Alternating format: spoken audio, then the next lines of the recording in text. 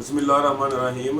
एक दाना बंदे की बात है कि अगर तुम किसी सूअर के साथ कीचड़ में लड़ाई करोगे ना, तो सूअर को तो कीचड़ में मज़ा आएगा लेकिन तुम गंदे हो जाओगे।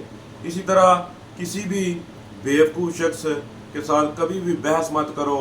उसके साथ कोई भी किसी भी वाक़या के बारे में, किसी भी वजाहत के बारे में, कोई भी मतलब उसके साथ को गुफ्तगू, कोई भी मामला फहमी उसके साथ कभी मत करो, क्योंकि उसको कभी भी समझ नहीं आएगी। क्योंकि किसी भी समझदार आदमी को समझाने के लिए 40 दाना बंदों को समझाने के लिए एक दलील काफ़ी है, लेकिन किसी बेवकूफ़ शख्स को समझाने के लिए 40 दलीलें भी नाकाफ़ी हैं।